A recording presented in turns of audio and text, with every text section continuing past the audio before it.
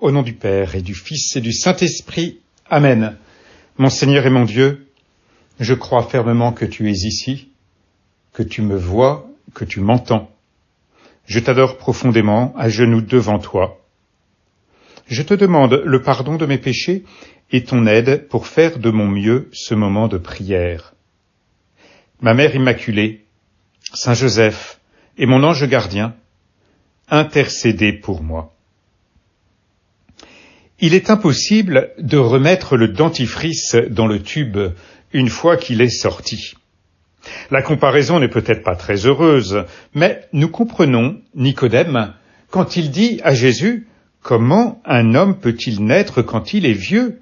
Peut-il entrer une deuxième fois dans le sein de sa mère et renaître ?» C'est vrai, Nicodème a raison, il est impossible de naître à nouveau, du moins de la même manière.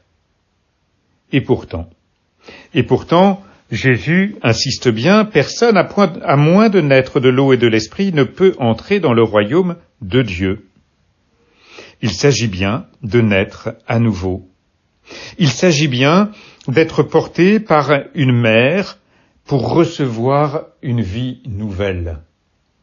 Mais ce n'est pas la même mère, et cela ne retire pas toute l'admiration, l'estime, l'amour que nous avons pour notre mère terrestre. C'est bien l'Église qui est notre mère pour cette nouvelle naissance, comme nous le voyons en particulier dans le cadre du catéchuménat. En France, par exemple, nous avons eu, dans la Vigile pascale, de très nombreux baptêmes et nous nous réjouissons de toutes ces personnes qui demandent le baptême et qui deviennent catéchumènes.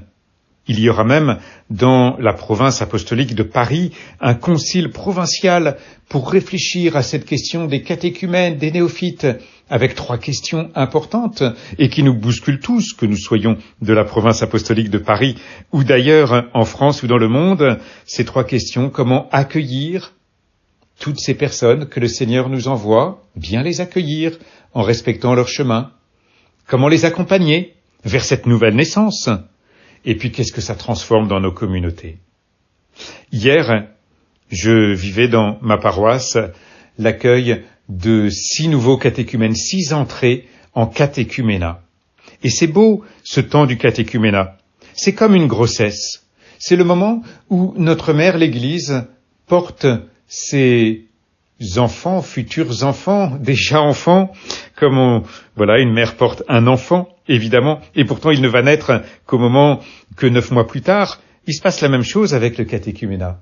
L'Église, c'est-à-dire la communauté de tous les croyants, toi et moi, l'Église porte ses enfants dès l'entrée en catéchuménat, au point que si l'un d'entre eux meurt, il aura des obsèques chrétiennes. Et puis, tout cela vers la naissance que sera le baptême, comme ces naissances que nous avons vécues à Pâques, et je me réjouis pour ma paroisse d'avoir eu une 20aine d'adultes qui ont été baptisés dans la nuit de Pâques. Mais même si notre baptême est peut-être déjà loin, peut-être que tel ou tel a été baptisé dans cette nuit de Pâques, ou le sera plus tard parce qu'il est catéchumène, mais même si notre baptême est peut-être déjà loin, nous avons, toi et moi, été renouvelés dans cette grâce de cette nouvelle naissance, de cette naissance du baptême lors de la fête de Pâques, et en particulier de la Vigile pascale, lorsque nous avons renoncé à Satan, à toutes ses œuvres, à toutes ses séductions, lorsque nous avons professé notre foi en un seul Dieu, Père, Fils, Esprit Saint, lorsque nous avons été aspergés avec cette eau qui a été bénie dans la nuit de Pâques. Tout cela nous a permis d'actualiser cette grâce de notre baptême, lorsque nous sommes nés à nouveau, comme Jésus l'annonçait à Nicodème.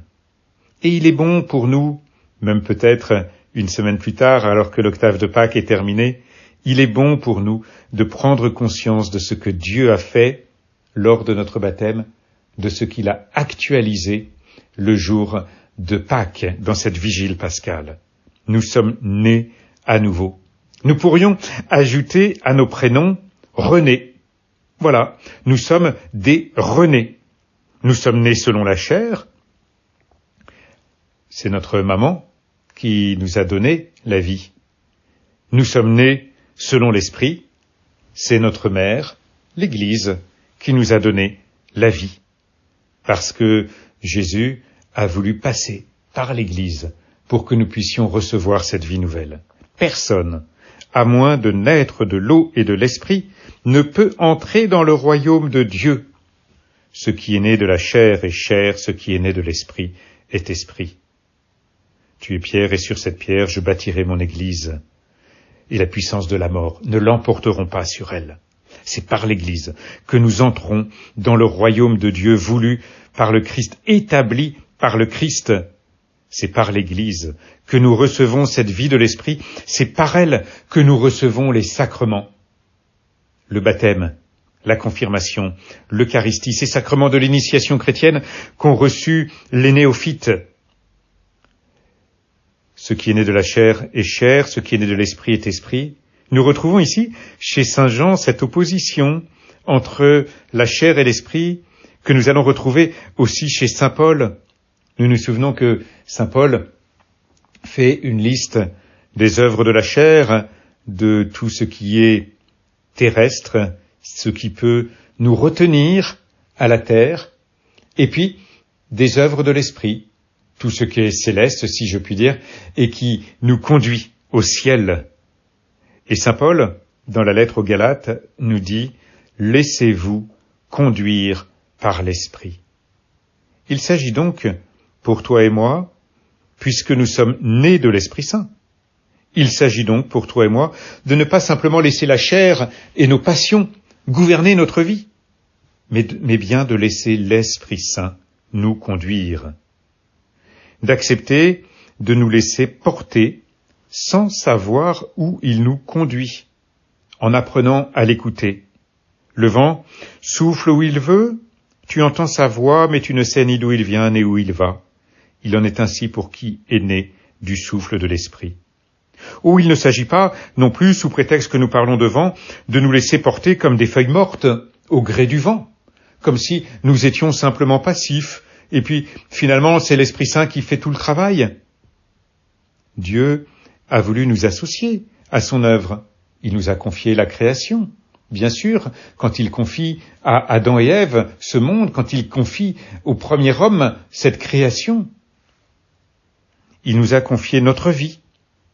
Mais il nous assiste de l'Esprit Saint qui nous conduit.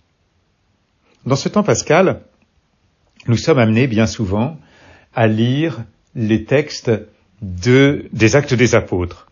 C'est ces passages, Seigneur, que tu nous permets d'entendre régulièrement. Ces passages qui nous racontent comment l'Esprit Saint conduit l'Église. Et tu nous montres, Seigneur, par ta parole, que l'Esprit Saint peut aussi nous conduire. Et nous voyons dans les Actes des Apôtres l'Esprit Saint qui pousse Philippe vers l'eunuque. L'Esprit Saint qui le fait disparaître, l'Esprit Saint qui empêche saint Paul d'aller dans 2 régions. Et nous voyons comment l'Esprit Saint est vraiment acteur dans la vie des apôtres. Et donc, comment il peut être acteur dans notre vie. Nous laisser conduire par l'Esprit, c'est apprendre à reconnaître sa présence, apprendre à entendre ce qu'il nous dit, pour faire des choses, ou ne pas en faire d'autres. Et c'est cela aussi que nous te demandons, Seigneur, puisque tu nous as fait renaître de l'eau et de l'Esprit Saint, c'est d'être vraiment disponible à l'Esprit Saint, d'être vraiment bien vivant, rené, né à une vie nouvelle, comme tu l'enseignes si bien à Nicodème. Oui, nous pouvons prendre conscience vraiment de ce que Dieu a fait pour nous lors de notre baptême et découvrir que nous sommes vraiment vivants, nés à une vie nouvelle. Peut-être n'en avons-nous pas suffisamment conscience à certains moments, et ce dialogue avec Nicodème nous amène à revoir ce que Jésus a déjà fait pour nous, pour rendre grâce, pour vivre en rené.